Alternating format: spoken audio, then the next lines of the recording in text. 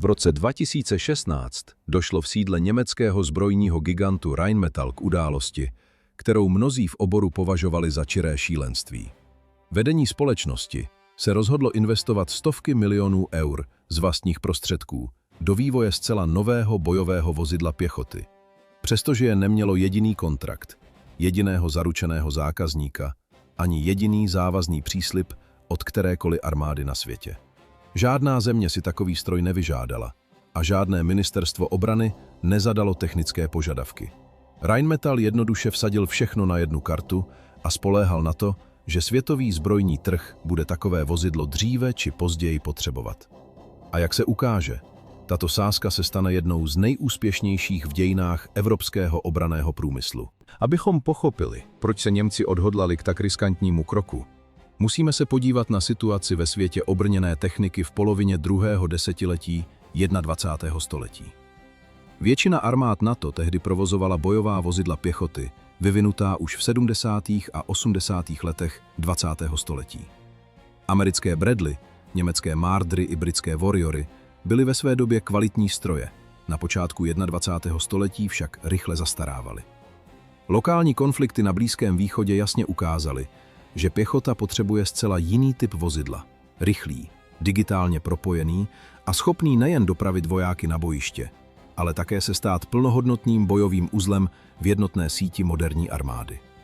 Němci si to uvědomili dříve než ostatní. Projekt dostal název Lynx, což v němčině znamená rys. Vyvíjela jej společnost Rheinmetall ve své konstrukční kanceláři v Kielu na pobřeží Baltského moře. Cíl byl ambiciózní. Vytvořit nejen náhradu za zastaralá vozidla, ale také platformu nové generace, kterou by díky modulární konstrukci bylo možné přizpůsobit zcela odlišným úkolům. Tentýž základní korpus se měl pouhou výměnou horního modulu proměnit v běžné bojové vozidlo pěchoty, velitelské a štábní vozidlo, sanitní vozidlo, samohybný minomet nebo některou z dalších přibližně 10 variant. Takový přístup do té doby ve světě obrněné techniky prakticky neměl obdoby. Stroj s označením KF-41 působil impozantně.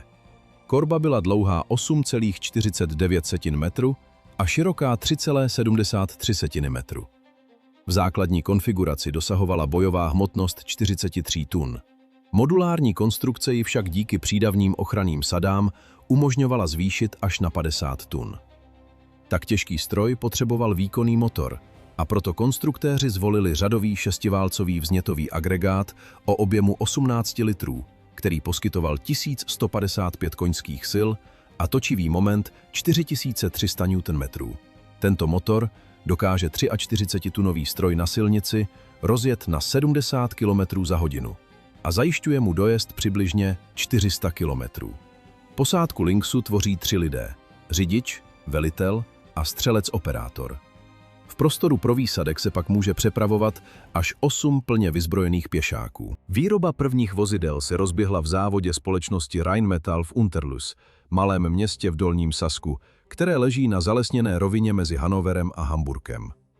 Tento závod je tradiční kovárnou německé obrněné techniky. Právě zde se vyráběly hlavně a zbraňové systémy pro tank Leopard 2. Zde také vznikala značná část komponentů pro samohybnou houfnici Panzerhaubitze 2000 a montovalo se tu i dlouhodobě problémové bojové vozidlo pěchoty Puma. Nyní se k tomuto seznamu přidal také Lynx. Všechno začíná prázdnou pancéřovou vanou korby. Plechy ze speciální pancéřové ocely, které prošly vstupní kontrolou, putují do svařovny. Tam je na zvláštním otočném přípravku svaří do jediného celku. Přípravek umožňuje svářečům kdykoliv natočit korbu do potřebné polohy. Platí totiž nekompromisní pravidlo. Svařovat se smí pouze zhora dolů, nikdy nad hlavou. Při svařování nad hlavou hrozí vznik vad ve svaru. U pancéřové korby, která musí odolat zásahům střel i výbuchům min, přitom může jakákoliv vada stát posádku život. Samotná prázdná vana korby váží po dokončení svářečských prací 10 tun, a to ještě bez jediného vnitřního systému, bez sedadel, elektroniky či výzbroje. To všechno přijde na řadu až v dalších fázích montáže, během nichž se prázdná ocelová schránka promění v jedno z nejvyspělejších bojových vozidel na světě. Jakmile prázdná pancéřová korba opustí svařovnu a přesune se na montážní linku, Začíná jedna z nejnáročnějších etap výroby. Vybavování vnitřního prostoru vším potřebným pro život posádky i bojové nasazení. Jako první se v prostoru pro výsadek montují sedadla pěšáků. Právě v jejich konstrukci se skrývá jedno z klíčových technických řešení Lynxu. Sedadla nejsou připevněna k podlaze, jak bylo po celá desetiletí běžné u bojových vozidel po celém světě. Každé z nich je zavěšeno ke stropu korby na speciálních odpružených konzolách. Logika tohoto řešení je prostá a zároveň krutá. Když vozidlo najede na minu, energie výbuchu působí zdola vzhůru. Podlaha korby se deformuje a vyboulí. Pokud jsou sedadla připevněna k podlaze a vojáci na ní mají položené nohy, tlaková vlna se bez překážky přenese přes chodidla, kolena a páteř. I relativně malá nálož tak může způsobit těžká zranění nebo smrt. Upevnění ke stropu sedadla zcela odděluje od dna korby. Při výbuchu pod vozidlem jsou tak vojáci prakticky zavěšeni ve vzduchu a energie exploze se vysokuje v prázdném prostoru pod nimi. Každé sedadlo váží 40 až 50 kg a je vybaveno tříbodovým bezpečnostním pásem, podobně jako závodní automobil. Zadní část konstrukce zpevňují speciální tlumicí pásy, které při jakémkoliv rázovém zatížení pohlcují zbytkové otřesy. V prostoru pro výsadek se montuje 8 takových modulů a samotná sedadla dohromady váží více než 350 kg. K jejich instalaci se používá mostový jeřáb. Ručně protahovat 50-kilogramové konstrukce úzkými průlezy po celou směnu by totiž montérům spolehlivě zničilo záda. Každé místo je kromě odpružení vybaveno také vlastním osvětlením a digitálním konektorem pro připojení k palubnímu komunikačnímu systému. Pěšák se tak už v okamžiku nástupu do vozidla stává součástí jednotné informační sítě své jednotky. Další fází je instalace pohonné jednotky.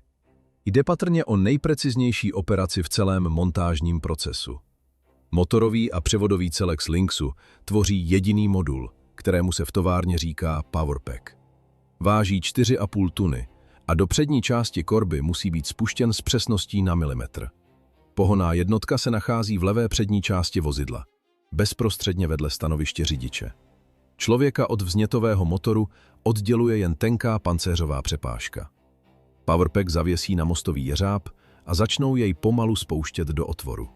Neustále přitom kontrolují, zda se pohybuje přesně podél vodicích prvků a dosedá do montážních uložení bez vychýlení či zadření. Jakákoliv odchylka může způsobit, že 4tunový blok poškodí vnitřní rozvody nebo zdeformuje dosedací plochy. Náprava takové chyby by si vyžádala další týden práce. Po montáži motoru pokračuje výrobní linka pod voskem. V sousední hale jsou už připraveny pásy. Každý z nich tvoří desítky článků ze speciální vysokopevnostní oceli, přičemž jeden článek váží přibližně 22 kg. Při montáži najede Lynx volnoběžnými otáčkami na jednu polovinu rozloženého pásu. Druhou polovinu pak pomocí nakladače přetáhnou přes 6 pojezdových kol na každé straně. Článek po článku pás napínají kolem kol. Jakmile se oba konce setkají, přichází na řadu speciální hydraulický napínák. Jeho nástavec nasadí na otevřené konce pásu a stáhnou je k sobě výkonným rázovým utahovákem. Poslední článek zatlučou na místo měděným kladivem. Volba tohoto materiálu není náhodná. Měď je měkčí než ocel a při úderu nevytváří ostré úlomky, které by mohly zranit montéry nebo poškodit hrany kalených spojovacích dílů. Ocelové kladivo by při práci s takovými součástmi odštěpovalo nebezpečné kovové úlomky. Napnutí jednoho pásu trvá přibližně 20 minut. Pásy bojového vozidla pěchoty plní hned několik funkcí. Rozkládají hmotnost vozidla na větší plochu a tím mu umožňují pohyb v měkkém terénu i ve sněhu. Zároveň zajišťují podstatně lepší přilnavost než jakákoliv kola a jsou mnohem odolnější vůči střepinám a palbě z ručních zbraní, než pryžové pneumatiky kolových obrněných transportérů. Skutečným vyvrcholením montáže je však okamžik, kterému v závodě v Unterlisu říkají svatba. Spojení věže s korbou. Věž Lynxu, známá pod názvem Landstorm, váží přibližně 6 tun a tvoří plně vybavený bojový modul s kanónem, optikou a stanovišti velitele a střelce. Věž zavěsí na 3 jeřábové řetězy. Každý z nich má jinou délku, protože těžiště věže je kvůli asymetrickému rozmístění kanónu a zaměřovacích systémů posunuté.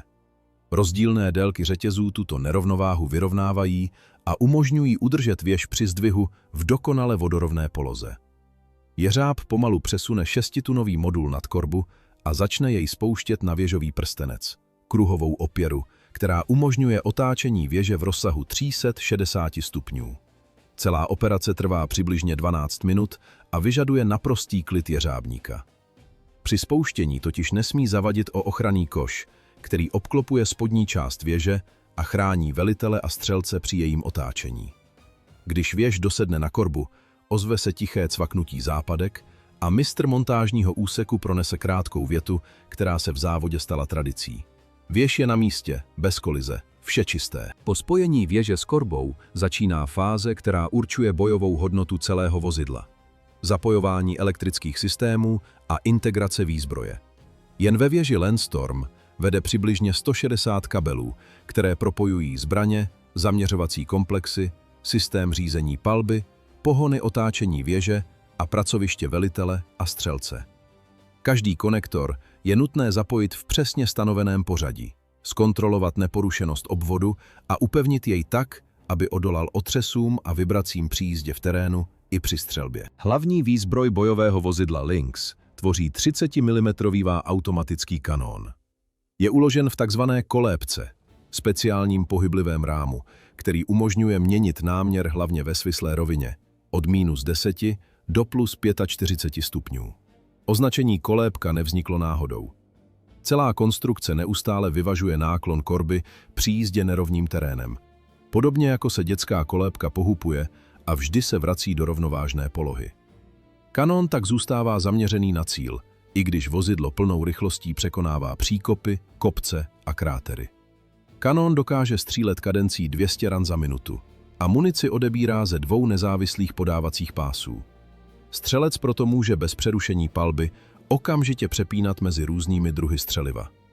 Zásoba munice činí 230 nábojů, uložených v automatizovaném zásobníku. Mezi jednotlivými druhy munice si zvláštní pozornost zaslouží tzv. Programovatelný projektil se vzdušnou detonací, neboli airburst. Elektronika zbraně před výstřelem do každého takového projektilu uloží přesnou vzdálenost, v níž má explodovat. Munice letí směrem k cíli, ale nevybuchne při zásahu. Detonuje v předem vypočítaném bodě a zasype okolí smrští střepin. Zákopy, úkryty za zdmi, ani postavení na odvrácených svazích tak neposkytují účinnou ochranu, protože projektil vybuchne přímo nad hlavami ukryté pěchoty, nebo za překážkou, která by ji před přímou palbou jinak spolehlivě chránila. Kromě hlavního kanónu je ve věži umístěn spřažený kulomet a dálkově ovládaná zbraňová stanice. Kulometráže 7,62 mm slouží k ničení živé síly a nepancéřovaných cílů. Během přejímacích zkoušek, které probíhají přímo v továrně, musí každá hlaveň projít povinnou kontrolní střelbou. Nejprve se nabije a prověří palubní kulomet, poté hlavní 30 mm kanón a nakonec dálkově ovládaná stanice na střeše věže. Všechny 3 systémy musí fungovat bezchybně a ve vzájemné souhře, protože ve skutečném boji mezi nimi střelec a velitel přepínají ve zlomcích sekundy. 30 mm kanón však zdaleka není zbraní Lynxu s nejdelším dosahem. Vozidlo lze volitelně vybavit odpalovacím zařízením pro protitankové řízené střely Spike LR2 izraelské výroby. Ty dokážou ničit obrněnou techniku i opevněná postavení nepřítele na vzdálenost až 5500 metrů. Velitel i střelec mohou střelu řídit také po odpálení. V reálném čase dokážou upravovat její dráhu letu, měnit úhel útoku a dokonce ji přesměrovat na jiný objekt, pokud se původní cíl ukáže jako klamný nebo už byl zničen. Jde o princip vystřel a zapomeň, dovedený k dokonalosti. Tady totiž můžete nejen zapomenout, ale po stisknutí tlačítka odpalu si své rozhodnutí ještě rozmyslet. Pro případ náhlého útoku je Lynx vybaven systémem kouřové ochrany Rossi. Ten dokáže během jediné sekundy vytvořit kolem vozidla hustou clonu, která je zcela skryje před vizuálním pozorováním i termovizními zaměřovači nepřítele. Odpalovače kouřových granátů jsou rozmístěny po obvodu věže a aktivují se automaticky při zjištění hrozby nebo na povel posádky. Ani ta nejvýkonnější zbraň je však bez očí k ničemu. A právě zde vstupují do hry Brémy, severoněmecké město, kde sídlí centrum společnosti Rheinmetall pro elektrooptické systémy. Vyrábí se tam zaměřovací systém SEOS, stabilizovaný digitální optický systém, který slouží jako hlavní senzor velitelské zbraňové stanice. SEOS umožňuje veliteli odhalovat cíle na vzdálenost až 20 km, měřit jejich vzdálenost laserovým dálkoměrem a automaticky sledovat vybraný objekt bez zásahu člověka. Jakmile střelec nebo velitel zaměří cíl, systém za ním začne samočinně natáčet věž i zbraňovou stanici. Záměrný kříž přitom udržuje přesně na objektu, i když se vozidlo pohybuje plnou rychlostí po nerovném terénu. Kromě systému SEOS je na korbě Lynxu umístěno 6 kamer, které zajišťují panoramatický výhled v rozsahu 360 stupňů kolem celého vozidla. Systém v této oblasti automaticky sleduje veškerý pohyb a dokáže zjištěné objekty klasifikovat. Rozpozná, zda jde o jednotlivce, skupinu lidí, civilní automobil nebo bojovou techniku. Za určitých podmínek dokáže určit i konkrétní typ obrněného vozidla. Kamery procházejí náročnými zkouškami v klimatické komoře, kde teplota kolísá od -46 do +49 stupňů. Teprve po úspěšném absolvování této zátěžové zkoušky může být optika namontována do sériově vyráběných vozidel. Zatímco v Unterlüss dolaďovali sériovou výrobu, o 1000 kilometrů dál na jihovýchod se začal odvíjet zcela jiný příběh.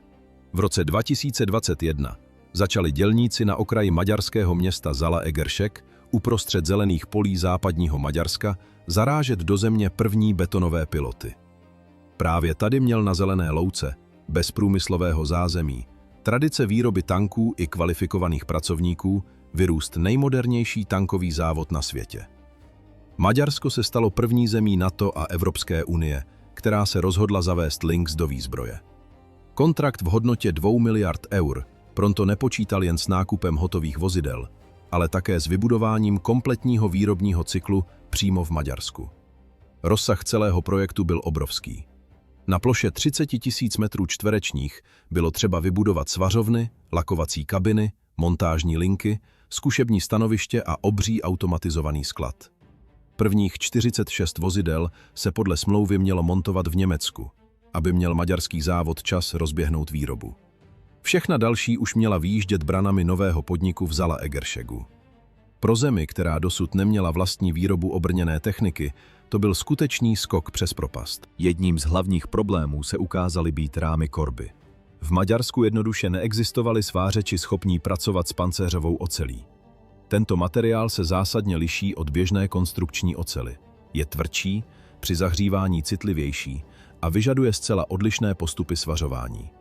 Chyba v teplotním režimu nebo v rychlosti vedení svaru vede k mikrotrhlinám, které promění pancéřovou ochranu v pouhou iluzi. Maďarští dělníci proto absolvovali půlroční praxi v mateřském závodě v Unterlüssi, kde jim němečtí instruktoři předávali dovednosti potřebné pro práci s tímto náročným kovem. Teprve po úspěšném absolvování zkoušek získali oprávnění pracovat na sériově vyráběných korbách. Samotný závod byl od základu navržen přímo pro výrobu Lynxu a míra automatizace zde překonávala vše, co dosud existovalo ve světové výrobě tanků. Srdcem logistiky se stal plně robotizovaný výškový sklad s kapacitou více než 3000 skladovacích pozic pro součástky. V tomto skladu se uchovávalo přes 38 000 různých dílů, od drobných upevňovacích šroubů až po masivní pancéřové pláty.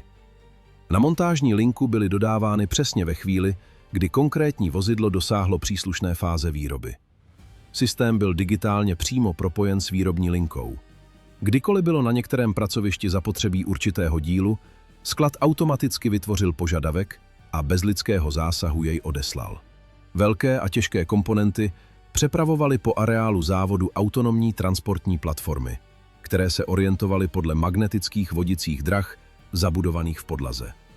Tyto přepravní roboty zcela samostatně dopravovaly obrněné korby od stanoviště ke stanovišti, šetřili čas a zbavovali pracovníky rutinních přepravních úkonů. Právě na takové plošině přiváželi svařený trup k jednomu z nejpůsobivějších stanovišť kontroly kvality, ke stanici trojrozměrného skenování. Trup zavěsili do speciálního otočného zařízení, které jej pomalu natáčelo ve všech rovinách, zatímco robotické rameno s laserovým skenerem snímalo každý centimetr jeho povrchu. Výsledkem byla přesná digitální kopie výrobku, kterou počítač porovnal s referenčním konstrukčním modelem. Jakákoliv odchylka v geometrii, každé nedokonale provařené místo i každá deformace se tak odhalily dlouho předtím, než trup zamířil k další montáži. Ruční kontrola objektu takových rozměrů by byla fyzicky nemožná. Skener během několika minut vykonal práci, která by kontrolorům zabrala celé dny. Po úspěšném absolvování kontroly putovala korba na otryskání. Povrch pancéřové oceli je po svařování pokrytý okujemi a stopami tepelného působení, které brání spolehlivému přilnutí barvy. Speciální abrazivní granulát pod tlakem očistil kov na rovnoměrně zdrsněný povrch, zatímco použitý materiál se shromažďoval, čistil a znovu používal. Ihned po otryskání, bez sebemenší prodlevy, zamířila korba do lakovací kabiny, kde se na ní nanesl základní nátěr. Čistá pancéřová ocel totiž při kontaktu s vlhkým vzduchem začíná korodovat prakticky okamžitě. V další fázi byla korba upevněna do masivního otočného přípravku. Počítačem řízená fréska během 39 hodin nepřetržité práce vyvrtala a vyřezala do pancéřových plátů 120 montážních ploch s více než 400 otvory a závitovými hnízdy. Každý z těchto otvorů byl určen pro konkrétní součást, uchycení podvozku, závěsy poklopů nebo držáky vybavení. Opotřebení řezného nástroje se po každé výměně frézy kontrolovalo laserem. Pokud míra opotřebení překročila stanovený limit, nástroj se vyřadil. Tupá fréza totiž v pancéřové oceli nevytvoří přesný otvor, ale roztřepenou díru s nesprávnou geometrií. K 240 zaměstnancům závodu v Zalaegersegu postupně přibývali noví odborníci a podnik zvyšoval tempo výroby v přípravě na předání prvních vozidel maďarské armádě. Než jediné vozidlo opustí areál továrny, musí projít sérii zkoušek, z nichž každá dokáže odhalit i sebemenší závadu. První v řadě je zkouška elektromagnetické kompatibility. Lynx zajíždí do speciální měřící komory. Jejíž stěny jsou od podlahy ke stropu pokryty materiály pohlcujícími rádiové vlny. Vozidlo se umístí na otočnou plošinu a během pomalého otáčení na něj výkonné antény z různých stran vysílají elektromagnetické impulzy. Palubní elektronika přitom musí fungovat bez jediného výpadku. Všechny zaměřovače, komunikační systémy, pohony věže i motor musí pracovat, jako by žádné vnější působení neexistovalo. Zkoumá se však i opačný směr. Vlastní elektromagnetické vyzařování vozidla musí být co nejnižší. Jakýkoliv nežádoucí signál unikající ven by totiž mohli zachytit průzkumné prostředky protivníka a prozradit polohu Lynxu dávno předtím, než dosáhne linie útoku. Bezprostředně po zkoušce v elektromagnetické komoře čeká vozidlo klimatický test. V obrovském hermeticky uzavřeném boxu dokážou inženýři napodobit počasí z kteréhokoliv místa na Zemi, od arktických mrazů až po rovníkové vedro. Teplota uvnitř komory se pohybuje od silného mrazu po extrémní horko. Vlhkost vzduchu může vystoupat až na 95% a zvláštní lampy simulují intenzivní sluneční záření v poušti. Lynx musí v každém z těchto režimů nastartovat, pohybovat se, střílet a udržovat spojení. Potenciální zákazníci tohoto vozidla totiž sahají od zasněžené Skandinávie až po rozpálené písky Blízkého východu. Selhání elektroniky ve vedru nebo zaseknutý závěr v mrazu by znamenaly krach celé koncepce univerzální bojové platformy. Další zastávkou je podzemní střelecký komplex. V těchto zapuštěných halách každé vozidlo absolvuje bojové střelby na vzdálenost až 200 metrů. 30 mm kanón, kulomet ve věži i dálkově ovládaná zbraňová stanice zde procházejí celým cyklem, od zaměření cíle až po jeho zasažení. Za terči jsou instalovány speciální záchytné prvky z materiálu, který dokáže pohltit energii střel a zachytit střepiny vybuchlé munice. Právě zde se také provádí konečné nastřelení a seřízení všech hlavní, aby bod zásahu přesně odpovídal bodu zaměření u každého ze 3 zbraňových systémů vozidla. Závěrečné zkoušky už probíhají venku, na továrním zkušebním poligonu. Nejprve se vozidlo Lynx rozjede na maximální rychlost 70 km za hodinu a prověří se jeho nouzové brzdění. 45tunový stroj musí zastavit kontrolovaně, bez smyku a bez poškození podvozku. Nejdůležitější zkouška ho však čeká na speciálně vybudovaném stoupání se sklonem 60%. Vozidlo musí tuto stěnu nejen vyjet, ale také na ní zůstat stát přesně 10 minut s běžícím motorem, aniž by couvlo. Jde o současnou zkoušku převodovky, brzd i pohonné jednotky. A každý Lynx, v jakékoliv variantě, jí projde bez výjimky. Samostatně se provádí zkouška těsnosti. Na vozidlo zavěsí balastní desky, které simulují hmotnost kompletní bojové výbavy. Naplní všech 9 palivových nádrží s kapacitou téměř 1000 litrů motorové nafty a vozidlo zavedou do bazénu o objemu 150 000 litrů. Červené značky na bocích ukazují, do jaké úrovně se má vozidlo ponořit. Lynx stojí ve vodě 15 minut, poté posádka otevře motorový prostor a zkontroluje každé těsnění. Dovnitř nesmí proniknout ani kapka vody, protože těsnost korby není jen otázkou schopnosti překonávat řeky, ale také ochrany posádky před jedovatými látkami, radioaktivním prachem a biologickými činiteli. V červenci roku 2024 se v Zalaegerszegu uskutečnila událost, k níž se schylovalo 3 roky. 2 přepravní roboty pracující ve dvojici zvedli z montážní linky hotové vozidlo o hmotnosti 45 tun. První Lynx, kompletně vyrobený v Maďarsku, byl připraven k předání. Následující den se areál závodu zaplnil vojáky, inženýry, vedením podniku a novináři z celého světa. Dorazil maďarský ministr obrany. Brány montážní haly se otevřely do kořán a z brusu nový Lynx vlastní silou vyjel na prostranství před tribunami. Maďarsko se stalo prvním státem na světě, který toto vozidlo zařadil do výzbroje. Následovat má ještě 162 vozidel v 7 různých variantách, od bojových vozidel v základním provedení až po sanitní. První osádky už prošly výcvikem v Německu a podle jejich vlastních slov, v okamžiku, kdy se zavřou poklopy, přestává vnější svět existovat. Zůstává jen vozidlo, povely a trasa. Plánovaná životnost těchto strojů přitom činí 40 let. V maďarské armádě tak budou vozidla Lynx sloužit nejméně do roku 2064. Na zbrojních veletrzích, jako je Eurosatory nedaleko Paříže, se mezitím u stánku Rheinmetallu dál řadí delegace z Itálie, Spojených států, Ukrajiny i z další zhruba desítky zemí. Riskantní sázka z roku 2016, kdy firma neměla v kapse jediný kontrakt, tak přinesla výsledek, o jakém si konkurenti mohou nechat jen zdát. Pokud se vám tento příběh líbil, dejte videu palec nahoru, napište do komentářů, jakou techniku máme rozebrat příště. A určitě se přihlaste k odběru, ať vám neuniknou nové díly.